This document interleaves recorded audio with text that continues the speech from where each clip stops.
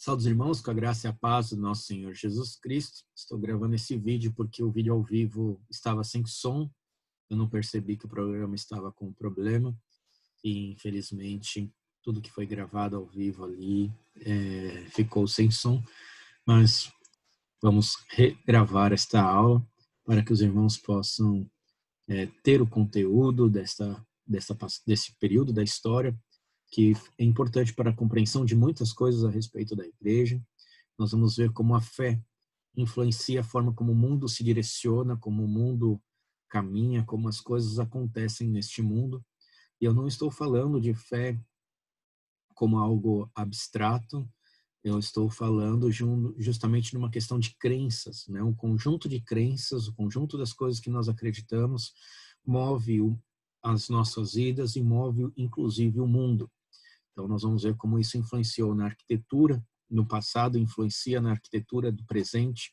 Nós vamos ver como influenciou nas leis do passado e influencia nas leis do presente. Então, de como tudo não é uma questão só de ciência, mas principalmente de crenças. E a forma naquilo que eu creio vai conduzir o mundo. Então, espero que vocês gostem da aula de hoje. E vamos lá, então, para a nossa aula de História da Igreja. Nós vamos cobrir um período bem interessante e importante da história, um período de grande poder e autoridade que envolveu a Igreja neste período, o período auge da Igreja, vamos dizer assim, o período em que a Igreja teve o controle sobre todo o mundo, né, tanto político quanto religioso, principalmente no Ocidente. Então, o período medieval marcou um importante capítulo na teologia, nas práticas e na influência da Igreja. Com o passar dos anos, a Igreja medieval adotou formas diferentes de arquitetura, com a intenção de comunicar a sua teologia através dos suntuosos templos erigidos pela Igreja, até hoje como conhecidos como a arquitetura gótica. Então nós vamos ver questões aí bem interessantes a respeito de como a teologia influenciou a história, tanto na questão da arquitetura quanto na questão do direito. Mas para entendermos um pouco mais um dos problemas que nós vamos abordar com relação à fé cristã, nós devemos estudar um pouco das Escrituras, e por isso que eu vou trazer aqui textos da Escritura para que nós, quando chegarmos lá, a gente tenha esses textos em mente. Então, Mateus 26, de 26 a 29, diz o seguinte: Enquanto comiam, tomou Jesus um pão e, abençoando, o partiu e o deu aos seus discípulos, dizendo: Tomai, comei, isto é o meu corpo. A seguir, tomou um cálice e, tendo dado graças, o deu aos discípulos, dizendo: Bebei dele todos, porque isto é o meu sangue, o sangue da aliança, derramado em favor de muitos para a remissão de pecados. E digo-vos que desta hora em diante não beberei deste fruto da videira até aquele dia em que o hei de beber novo convosco no reino de meu Pai. Então, o momento ali da Santa Ceia, o momento em que Jesus estava presente com seus discípulos, o momento em que Jesus fala que não participará mais deste momento, não beberá mais do fruto da vide, até o momento em que o reino estiver estabelecido de fato, né? O reino de Deus é instituído na morte de Jesus Cristo, mas é ser inaugurado na morte de Jesus Cristo, mas ele vem então plenamente sobre esse mundo quando Cristo retornar e terminar com o pecado deste mundo. Marcos 14, 22, 25, e também diz, repete, né? Na verdade, é a versão de Marcos a respeito deste momento da Santa Ceia. E enquanto comiam, tomou Jesus um pão e, abençoando-o, partiu, lhes deu, dizendo: Tomai isto, tomai, isto é o meu corpo. A seguir, tomou Jesus um cálice e, tendo dado graças, o deu aos seus discípulos, e todos beberam dele. Então lhes disse: Isto é o meu sangue, o sangue da nova aliança, derramado em favor de muitos. Em verdade vos digo que jamais beberei do fruto da videira até aquele dia em que eu hei de beber novo no reino de Deus. Temos a passagem em Lucas também, mas eu vou pular Lucas e vamos para Coríntios, onde nós veremos Paulo, então, abordando isso e transmitindo isso para a igreja como uma participação real da igreja com o corpo de Cristo. Então, Paulo diz o seguinte: porque eu recebi do Senhor o que também vos entreguei, que o Senhor Jesus, na noite em que foi traído, tomou o pão e, tendo dado graças, o partiu e disse: isto é o meu corpo, que é dado por vós. Fazei isto em memória de mim. Por semelhante modo, depois de haver ceado, tomou também o cálice, dizendo: este cálice é o cálice da nova aliança, no meu sangue. Fazei isso todas as vezes que o beberdes em memória de mim. Porque todas as vezes que comerdes este pão e beberdes o cálice, anunciais a morte do Senhor até que ele venha. Então, veja, nós devemos fazer isso como uma forma de anunciar a obra de Jesus Cristo, né? Paulo enfatiza a questão do memória de mim, ou seja, é uma recordação daquilo que aconteceu. Cristo se faz presente no meio do seu povo, né? Este é o meu corpo, que é dado por vós, fazer isso em memória de mim. Então, no momento que nós estamos comendo do pão e bebendo do vinho, nós estamos na presença de Jesus Cristo, ali participando da ceia com Cristo e em memória daquilo que Jesus Cristo fez, recordando então do que é a obra da redenção, do que significou a morte de Jesus Cristo para nós, do que significou então o partir do pão e o derramar do sangue, como isto é Cristo recebendo sobre si a ira de Deus por causa dos nossos pecados e o seu sangue derramado sendo aceito por Deus como um sacrifício perfeito, purificando as nossas vidas de todo o pecado.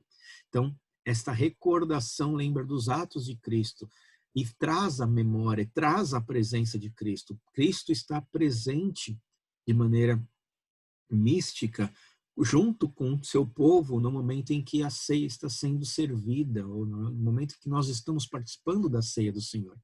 Então, veja, isso é para fazer até que Cristo volte. Então, é uma instituição bíblica, um sacramento bíblico a respeito do participar do pão e do vinho. Então, nós devemos fazer isso.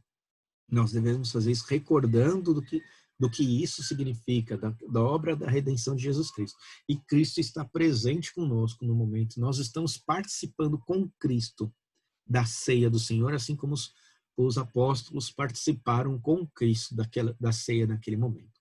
Então, este aqui são os textos que abordam esta questão e que nós vamos ver no final do estudo de hoje. Mas o estudo hoje aborda principalmente a questão de como a igreja, o momento ápice do poder da igreja, que vai até o final, então, do papado de Inocêncio III. Nós vamos ver todos os acontecimentos que envolveu este período, mas começaremos pela questão arquitetônica. No século XII, o ponto alto da autoridade e influência da igreja. Então, nós vamos ver como, neste século, no período do papado de Inocêncio, nós temos aí, antes do papado, né, nós temos o período em que a igreja chega ao seu ápice com questão de autoridade e influência. E há uma grande mudança da arquitetura. Antes deste século, no início da Idade Média, a maioria das catedrais tinham sido construídas no estilo romanesco, conforme nós estamos vendo na foto. Veja, as igrejas elas eram baixas, os arcos eram baixos, você tinha linhas simples, né? Apesar de para nós isso ser suntuoso, né? Ser belo, isso era uma construção natural romana. As paredes eram espessas, né? Com arcos baixos. O interior da igreja tendia a ser muito escuro. Veja que existem poucas janelas ao redor da igreja, então trazia um ar escuro, o que tornava a sensação dentro dessa igreja, dentro desses locais, um ar pesado, solene e misterioso, trazia um tom de mistério. Então, isso muito dos templos, né, já trazido já da ideia das construções romanas mesmo, de trazer a questão de solenidade, de trazer um ar de mistério para as coisas, isso foi trazido para a igreja. Não que isso tendia a implicar no paganismo dentro da igreja, de jeito nenhum. A construção era o tipo de construção que eles faziam e assim a igreja foi construída. Então, em Latrão, a cidade de Latrão, lá em Roma, você tem a primeira igreja construída com o propósito de reunir o povo para o culto público. Então, a primeira igreja construída para este fim.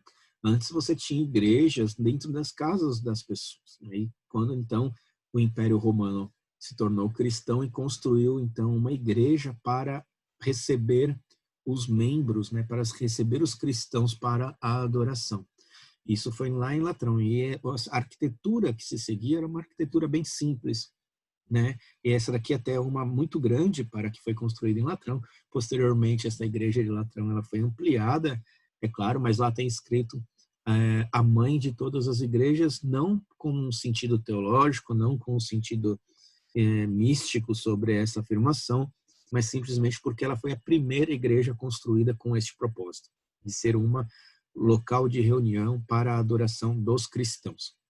Então, aqui nós temos os moldes, né, mais ou menos, de como eram estas igrejas e o efeito que causavam.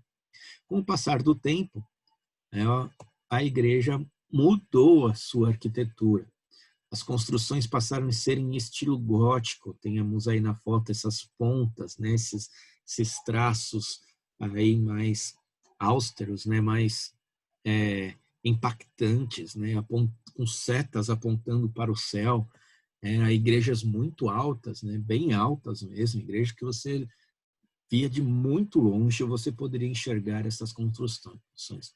Abundâncias de janelas e vitrais que aumentavam a incidência de luz, então, aí o propósito já era trazer iluminação, e o ponto mais iluminado da igreja era o altar, que ficava no centro da igreja, dava a impressão de que se estendia até o céu. Então, você olhava para cima assim e via que aquela forma, aquela iluminação mais central fazia com que as partes de cima ficassem menos iluminadas. Então, de baixo para cima vai perdendo iluminação, como se estivesse adentrando o transcendente, trazendo toda uma sensação de experiência com a presença do próprio Deus ali. Então, isso era importante na arquitetura. A arquitetura visava trazer um ambiente que proporcionava às pessoas que estavam lá dentro a sensação de estar tendo contato com Deus. Esse era o propósito dessa arquitetura, dessa nova arquitetura. Então, o humor nessas catedrais agora se tornou de beleza, reverência e admiração. As pessoas acreditavam que Deus estava presente porque o ambiente trazia esta sensação a eles. As torres das catedrais se tornaram as estruturas dominantes, lembrando a comunidade do Deus majestoso e poderoso. Então, veja, as pessoas não se sentiam ali, elas não se colocavam na presença do Senhor. Elas estavam, elas tinham a experiência de estar na presença de Deus, mas isso era algo causado por causa da construção, e a construção tinha esses propósitos. Então, neste período que muda a arquitetura, né, nós temos então a Papa Inocêncio III, uma figura marcante que nós devemos entender aqui. Voltando um pouquinho a essa questão da arquitetura, é interessante nós observarmos como a fé altera a paisagem, né? Então, você tinha as igrejas começaram a ser construídas em todos os lugares. Então, em todo lugar que você ia, você encontrava uma igreja construída para que os cristãos pudessem se reunir. Essas igrejas traziam uma questão de solenidade, né? Um peso, para que as pessoas experimentassem ali uma questão divina, algo místico acontecendo. A maioria das pessoas, elas não tinham conhecimento, não sabiam ler e escrever. Então, acreditava-se que essas experiências pudessem favorecer o culto, favorecer a experiência do indivíduo no culto.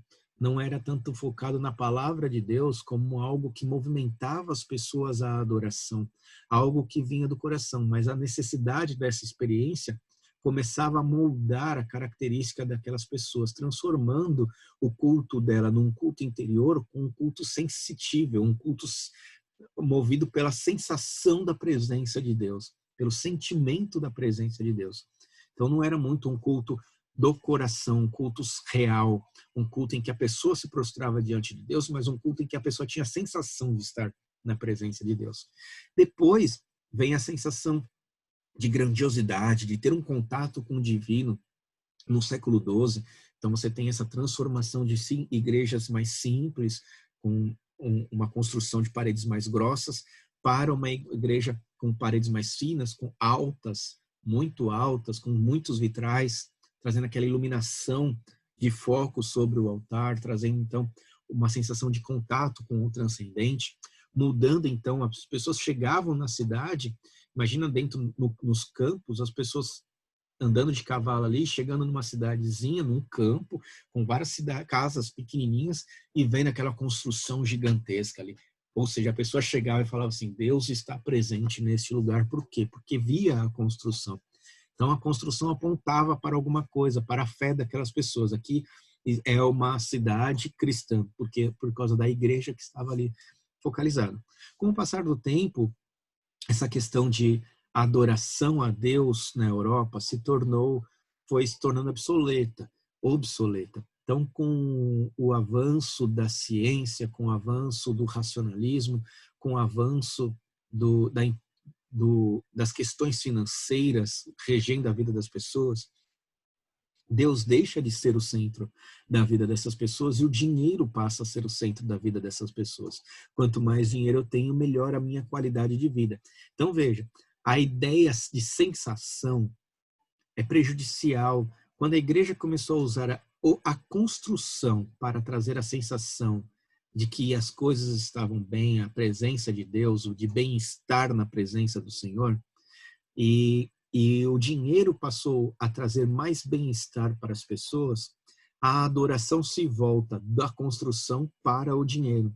E o que nós temos hoje nas cidades que demonstram a sua adoração são o quê? Prédios altos, prédios empresariais altos. Nós temos aí Wall Street nos Estados Unidos, nós temos a Faria Lima, a Brigadeiro Faria Lima, aqui em São Paulo, que são centros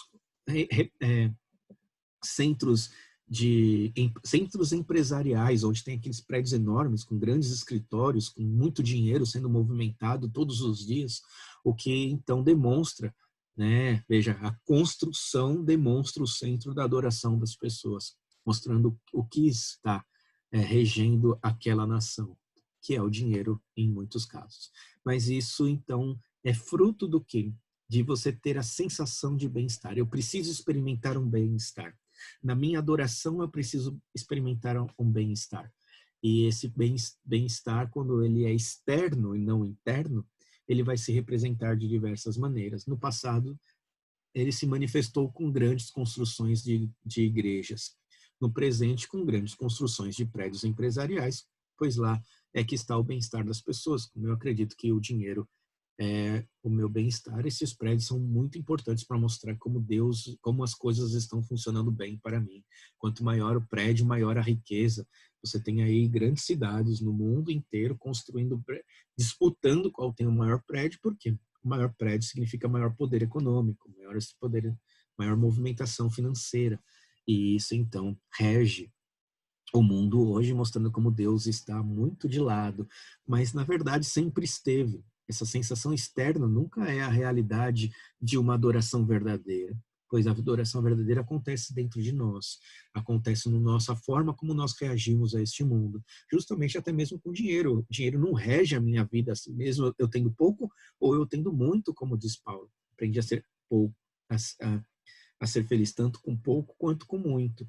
Ou seja, Paulo estava satisfeito, né? Tanto com muito quanto com pouco. E isso é o quê? É uma possibilidade somente para aqueles que creem em Deus. Não são as posses que me mostram que Deus está comigo, né? Mas eu estou com Deus porque eu creio em Deus, creio em Jesus Cristo, creio no seu sacrifício, e isso me traz alegria. Sei que quando Cristo retornar, eu estarei com ele para toda a eternidade. E este é o motivo da minha alegria. Então, não é a construção, são as minhas posses, não é nada disso que conduz a minha vida. O que conduz a minha vida é o quê? A alegria, a satisfação de saber que eu tenho Cristo no meu coração. Então, veja como a história já vem mostrando questões exteriores, uma fé visível, em vez de uma fé verdadeira, que é aquela que é interior, que é invisível aos nossos olhos. Papa Inocêncio III, então, voltando aqui, neste período, Ele reinou como Papa de 1198 a 1216. Ele pegou, então, a virada do século XII para o século XIII e referia-se a si mesmo como o vicário de Deus. Então, Papa Inocêncio III, ele entendia que ele estava com toda a autoridade de Deus. Em certo sentido, irmãos, nós devemos olhar para as Escrituras e ver que toda a autoridade é instituída pelo Senhor. Então, seja o rei, ele está investido de autoridade do próprio Deus, porque Deus o colocou ali como rei. O presidente, no nosso caso, nós não temos rei, mas nós temos presidente. O presidente colocou ele lá como Deus colocou ele lá como presidente, então ele está investido de autoridade do próprio Deus para administrar as coisas do país. O Papa, da mesma maneira, ele exercia uma certa influência sobre o mundo daquela época.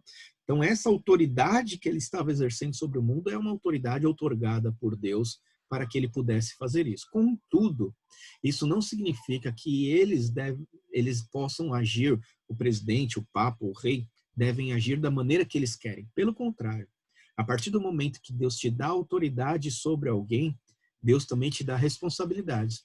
Então, até um homem que é pai de família, a mulher, mãe ali, que cuida dos seus filhos, eles têm autoridade sobre alguém. E essa autoridade não significa que elas têm autoridade para mandar e fazer as coisas acontecerem do jeito que eles pensam que as coisas devem acontecer. Não. Eles têm autoridade para exercer essa autoridade conforme a palavra e a vontade de Deus. Então, quando o rei está investido de autoridade para reger o seu reinado, para exercer o seu reinado, ele tem que estar de olho nas Escrituras para viver de conforme Deus exige dele. Quando o presidente está lá, ele também está investido de autoridade para fazer a vontade de Deus. Quando o pai exerce autoridade sobre seus filhos, ele tem essa autoridade conforme as Escrituras. A autoridade não está nele, a autoridade está outorgada, ou seja, é Deus dando autoridade a nós para exercermos as nossas funções como administradores do Senhor, e não como donos daquilo, como autoridades no sentido de poder fazer aquilo que eu quero.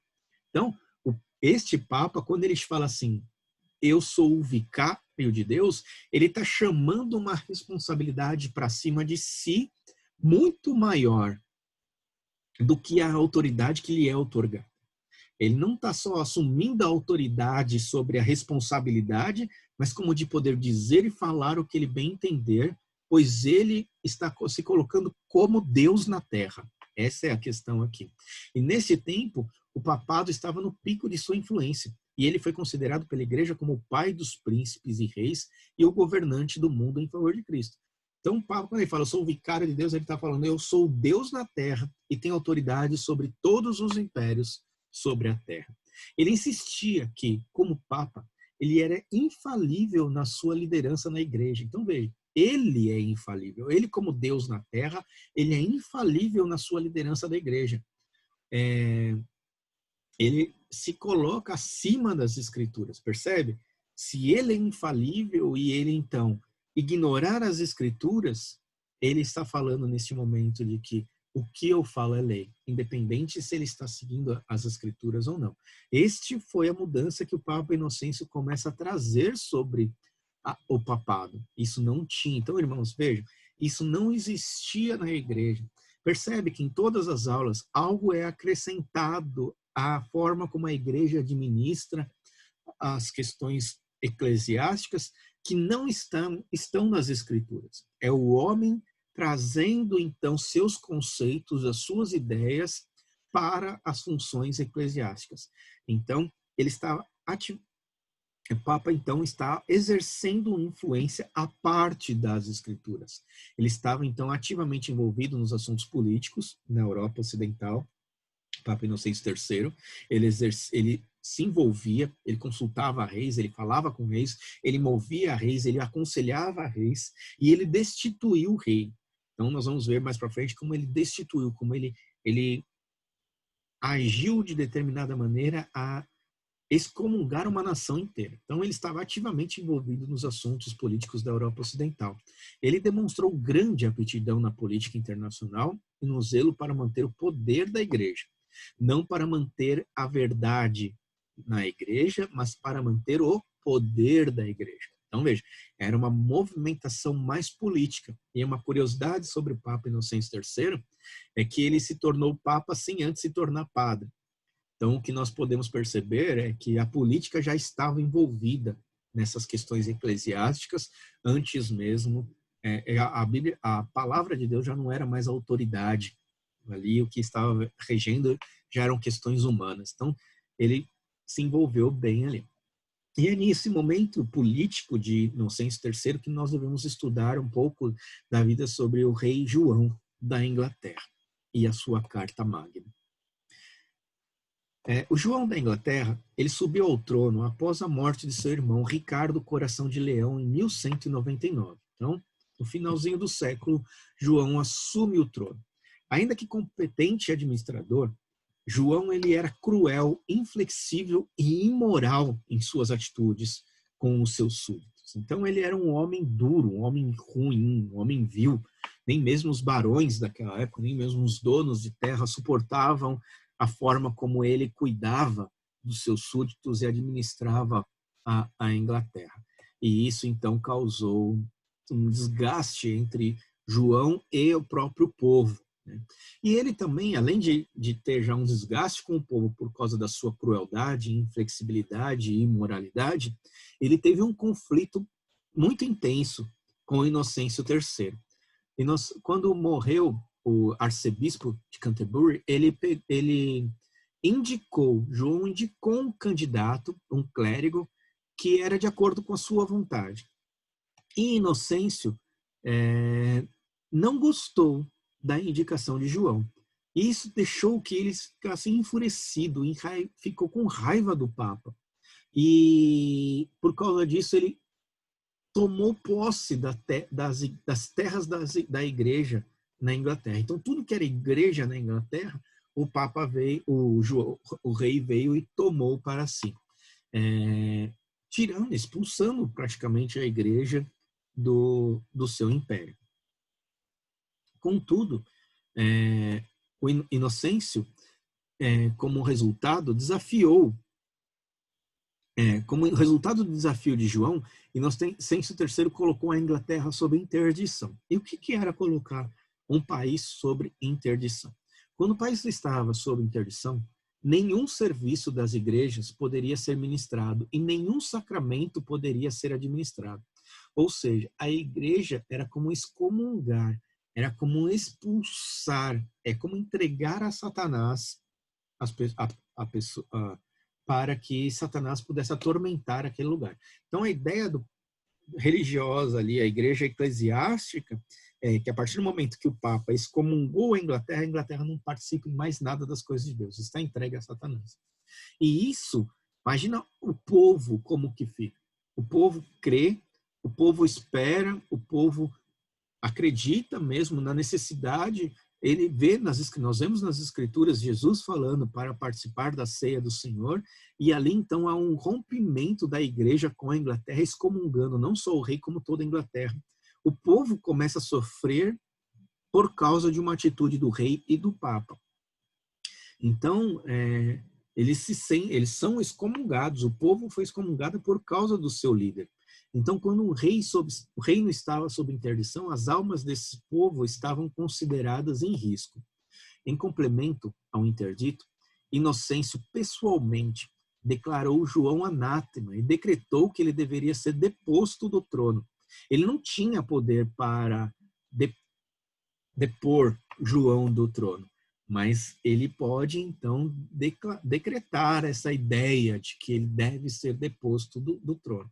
E ainda que Inocêncio não pudesse efetivamente remover João de seu cargo, as suas ações disciplinares contra o rei colocaram João em uma posição política mas muito precária, porque muitos dos barões ingleses eram opostos às políticas de João. Os pronunciamentos do Papa poderiam facilmente ser usados pelos adversários políticos de João, pelos barões, para armar uma resistência eficiente contra o seu governo com o apoio de toda a população, pois a população sabe que ela fora excomungada por causa da atitude do rei. E se alguém com poder para investir contra o rei se levantasse, quem que o povo ia apoiar? o povo ia apoiar aquele que se levantasse contra o rei, porque eles querem participar novamente das coisas da igreja. Eles querem participar da comunhão com os santos. Eles querem participar dos sacramentos da igreja. E eles estavam impedidos. Então, isso moveria todo o povo contra o rei. E João sabia disso. Então, João, reconhecendo este perigo, ele foi diante do Papa e declarou a si mesmo e a Inglaterra sob o governo papal. Então, ele se sujeitou, se subordinou ao governo papal. E aí que vem a Carta Magna. O que foi a Carta Magna? Bom, ainda que insatisfeitos, os barões ingleses exigiram que João assinasse a Carta Magna em 15 de julho de 1215. O que estava acontecendo aqui? Lembra que eu falei que ele era inflexível, que ele era cruel? Então, o rei, ele tinha autoridade sobre a vida e a morte das pessoas. As pessoas que eram levadas a julgamento, pessoas que o rei não gostava, eram assassinadas, eram mortas ali, eram enforcadas de acordo com a vontade do rei. Era o rei que decretava isso tudo. Com a Carta Magna, o que os barões estão fazendo? Eles estão querendo trazer um controle sobre isso, tirando o controle da crueldade do rei e colocando isso sobre uma jurisdição que pudesse favorecer, então, e trazer algum tipo de estabilidade mais segura para o réu. Então, a Carta Magna é considerada o fundamento dos direitos legais e das liberdades gozadas no mundo de fala inglesa e na americana também. As disposições da Carta Magna limitavam o poder do rei às taxas. Então, o rei não poderia taxar e adquirir riqueza da maneira que ele bem entendia. O rei não poderia julgar e decretar a morte de alguém, ou decretar um réu culpado, sem que esse réu tivesse um julgamento justo. Ele tinha que passar por uma corte, e por esta corte, então, ele deveria ser julgado, deveria trazer provas, deveria trazer testemunhas, deveria, então, entender todo o caso antes de decretar que uma pessoa deveria ser enforcada ou presa. Né? Então, tudo isso limitava o poder. Né?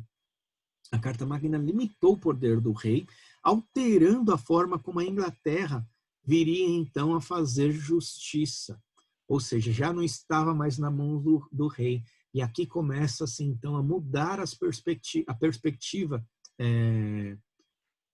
a perspectiva jurídica das coisas e de governo da Inglaterra, dando início ao que viria a ser o parlamento inglês. Ainda não é uma alteração para o parlamento, mas é algo que já dá início a mudanças para chegar no que nós conhecemos hoje como parlamento inglês.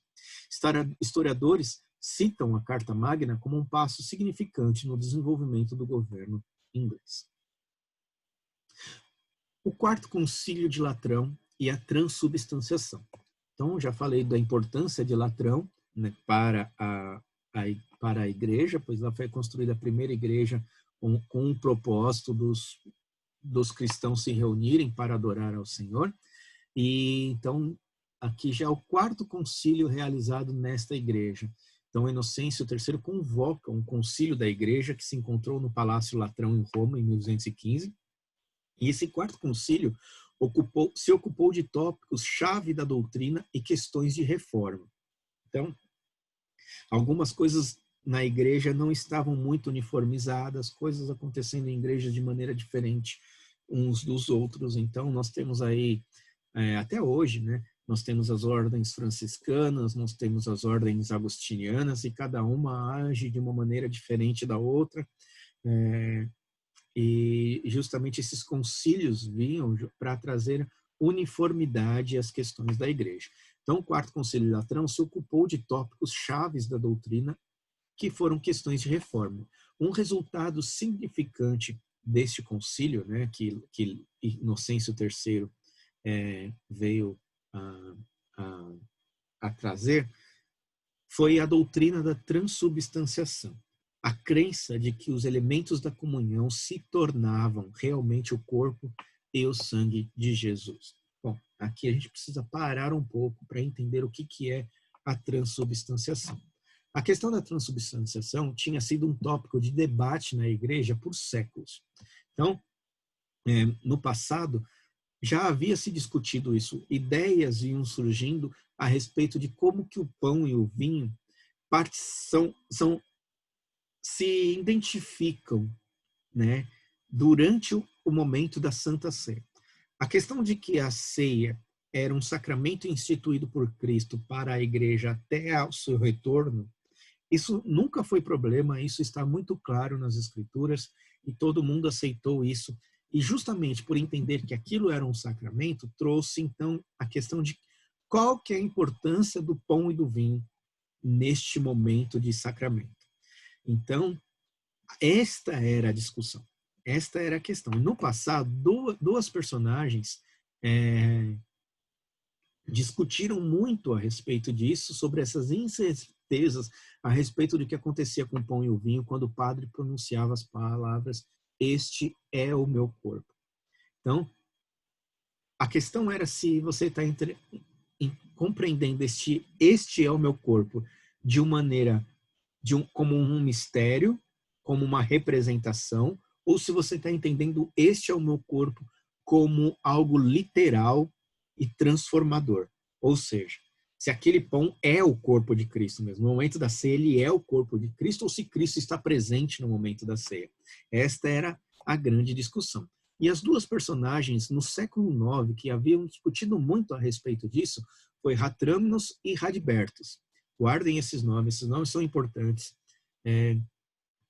para a história cristã, para esse debate da questão da transubstanciação, que nós vamos estudar isso na aula de doutrina de maneira mais profunda, mas aqui nós estamos vendo como que isso aconteceu na história.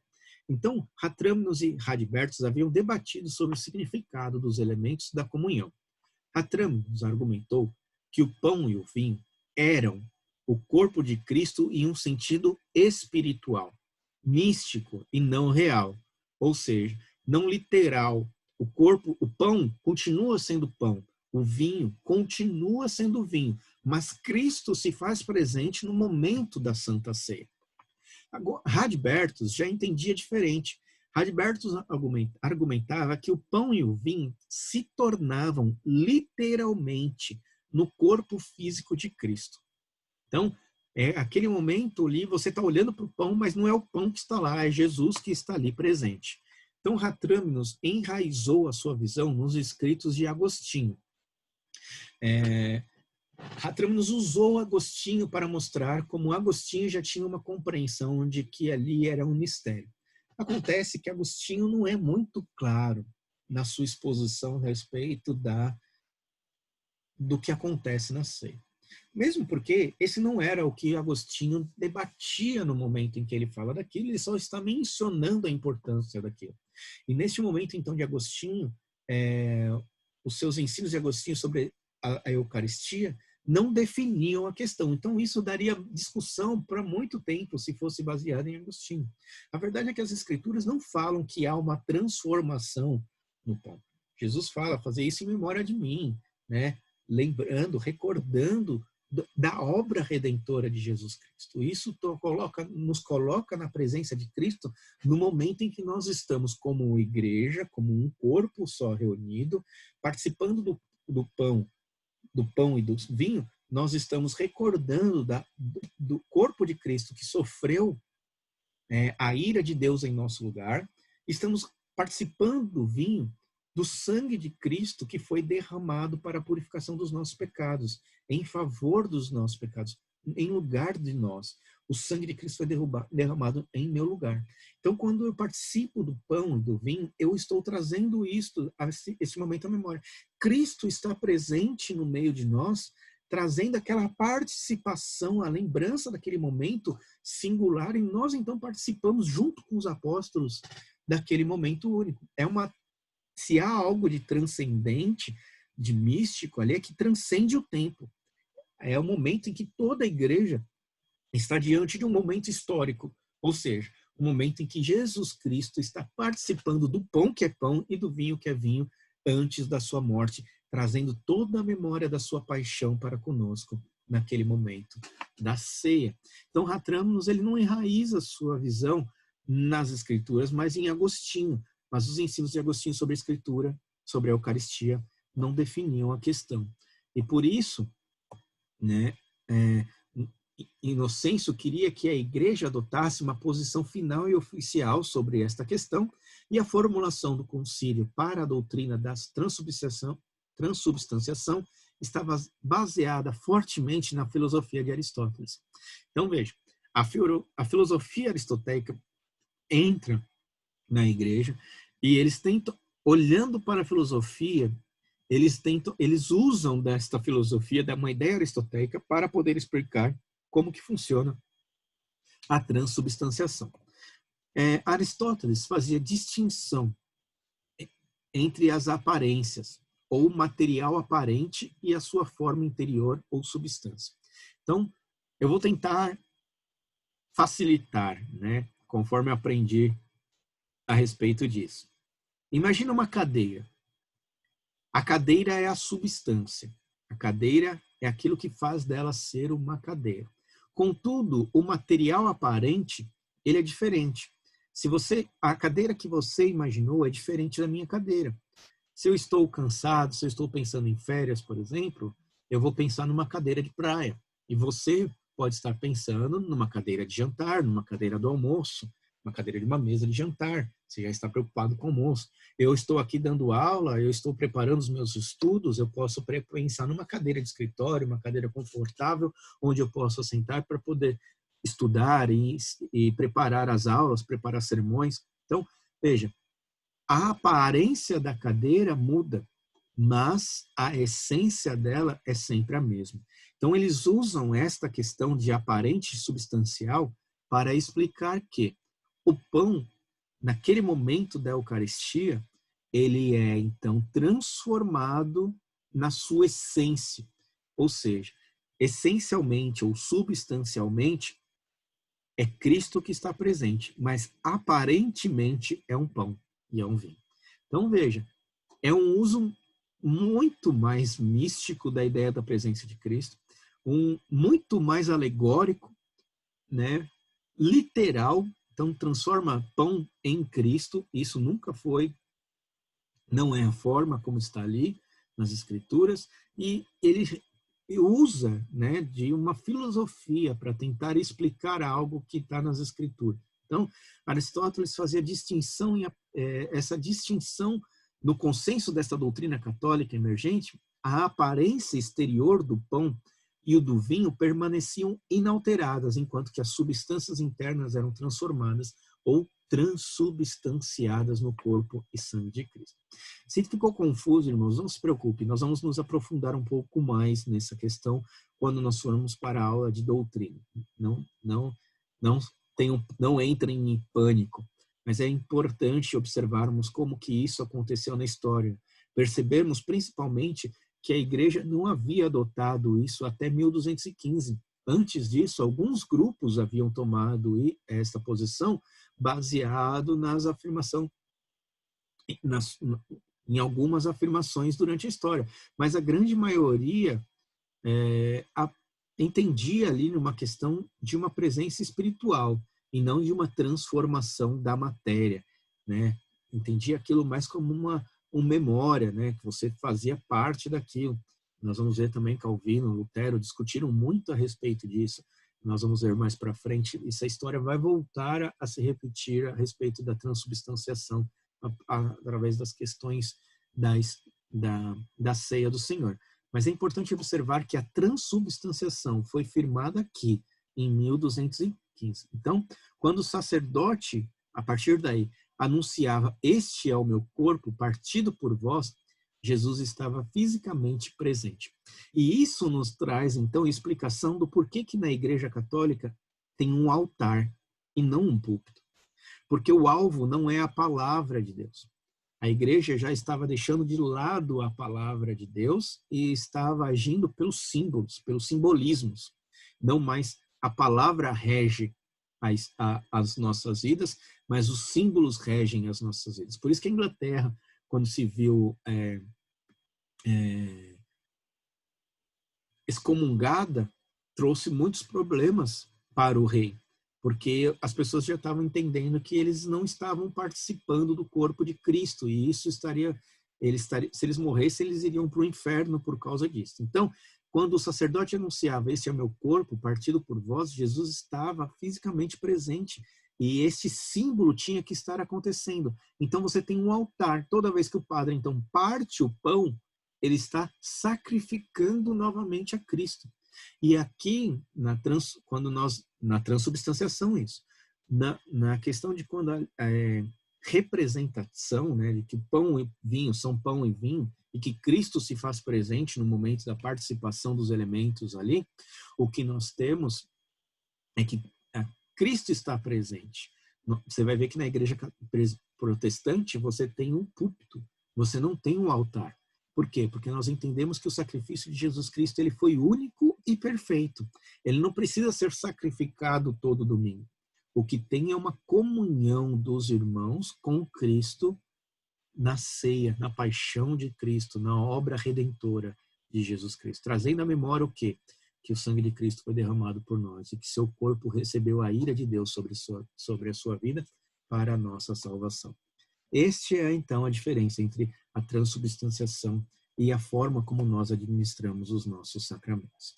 Então, essa doutrina adotada em 1215 marca um momento chave no desenvolvimento da Igreja Católica Romana.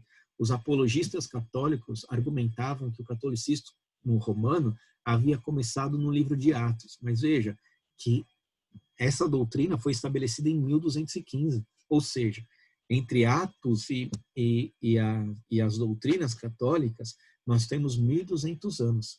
Mas para piorar um pouquinho mais, para demonstrar um pouco mais como essa afirmação é mentirosa dos apologistas católicos, uma afirmação pode ser feita, entretanto, que o catolicismo romano não surgiu até o final do Concílio de Trento, na metade do século XVI.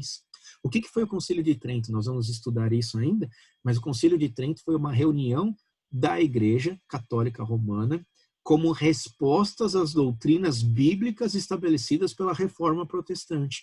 É um movimento conhecido como Contra-Reforma, uma tentativa de preservar e de estabelecer as doutrinas da Igreja Católica Romana, mais baseado na sua tradição do que na autoridade bíblica. Então, a diferença é que a Igreja Reformada ela volta-se para as Escrituras para buscar as doutrinas das Escrituras para estabelecer os seus princípios. A Igreja Católica ela olha para a sua tradição, ignora a Igreja Apostólica, ignora a Igreja de Atos e passa a viver de acordo com as suas tradições, com declarações como essa de Inocêncio III, de que ele era o vicário de Cristo. Ou seja, ele era o próprio Deus na terra. Então, essas tradições humanas foram que estabeleceram, então, a doutrina católica. O que nos faz afirmar, em certo sentido, que a Igreja Católica Romana ela é posterior à Igreja Reformada. Porque enquanto a Igreja Reformada surge no século XVI como uma resposta ao afastamento da Igreja, né, dos princípios bíblicos. Então, a Igreja Reformada surge olhando para as Escrituras e trazendo ela para as Escrituras normalmente. A Igreja Católica, então, preocupada com a ascensão da Igreja Reformada, com a Igreja Protestante, ela se une para estabelecer os seus dogmas, as suas doutrinas, depois da Igreja Reformada. Então, o que nós temos de doutrinas católicas romanas hoje, de dogmas da Igreja Católica Romana, a sua grande maioria foi estabelecida depois da Reforma Protestante, o que nos faz afirmar, então, que o catolicismo romano surge no século XVI, depois da Reforma Protestante, como um movimento de contra-reforma. Então, muitas das doutrinas que são consideradas essenciais para a crença católica romana foram adotadas pelos líderes católicos em resposta às afirmações finais dos protestantes. Nesse sentido, o catolicismo romano é um movimento mais recente do que o protestantismo. Conclusão, irmãos. Vimos como a autoridade papal influenciou no poder do Estado e, consequentemente, na assinatura da Carta Magna. Esta ação trouxe uma conquista política histórica para a Inglaterra, configurando-se no primeiro passo para o futuro parlamentarismo inglês. Também vimos como a doutrina da transubstanciação veio fazer parte da Igreja Romana, influenciada pelo poder do Papa Inocêncio III. Então, veja, o Papa Inocêncio, ele trouxe tanto a influência da Carta Magna ali, não diretamente, mas indiretamente, ele é o causador dessa possibilidade, né, dessa carta, da existência dessa carta que transformou as questões do direito, tanto na Inglaterra como na América, e também vimos como a doutrina da transubstanciação e do Papa ser o vicário de Cristo, né, trouxeram então transformações para a igreja, tirando a autoridade das escrituras e colocando sobre o homem, afastando-se cada vez mais um passo distante do Senhor. Então, irmãos, essa é a nossa aula de hoje. Espero que tenham gostado, que tenham aprendido bastante, que esses ensinos históricos possam nos auxiliar a combater as heresias do nosso tempo, para que não venhamos também a cair nestes erros que foram cometidos durante os séculos anteriores. Deus abençoe os irmãos e até a noite, onde teremos o nosso culto bíblico, se assim Deus permitir.